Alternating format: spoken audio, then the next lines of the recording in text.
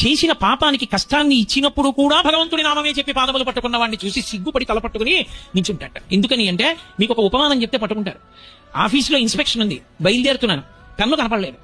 నేను కొత్త పెన్ను తెచ్చి ఇక్కడ పెట్టగానే నువ్వే తీసేస్తావు పెన్ను, నువ్వే తీసుంటావు. ఏది పెన్ను అని అడిగాను నా కూతుర్ని. నాన్నగారండి నిజంగానే తీయలేదు నాన్నగారండి, మీ పెన్ను నాకు తెలియదు నాన్నగారండి అంది.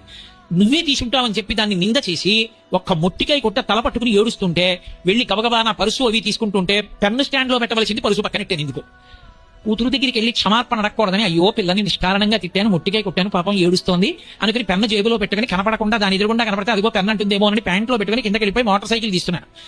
అది ఏడుస్తున్న కళ్ళు ఇలా తుడుచుకుంటూ హెల్మెట్ పట్టుకుని పరిగెత్తుకొచ్చి నాన్నగారండి హెల్మెట్ మర్చిపోయారు, మొన్న పోలీసులు పట్టుకుని 100 రూపాయలు చలానా వేశారన్నారు, అందుకని హెల్మెట్ పట్టుకొచ్చాను నాన్నగారండి, పెట్టుకోండి ఇచ్చి నుంచి టాటా నాన్నగారండి అని అనుకోండి.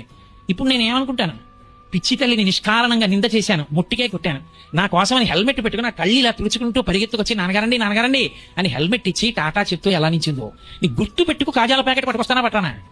లౌకికంగా ఒక్క బిడ్డని కన్నా నాకే నేను దాన్ని బాధ పెట్టినా నా మీద ప్రేమతో తిరిగితే కదిలిపోతే, ఎప్పుడో నేను పాపం చేశానని ఇప్పుడు నాకు కష్టాన్ని ఇచ్చి కష్టం ఇచ్చినా రామనామం పట్టుకుని రామపాదాలు పట్టుకుంటే రాముడు కుపితుడైపోడు.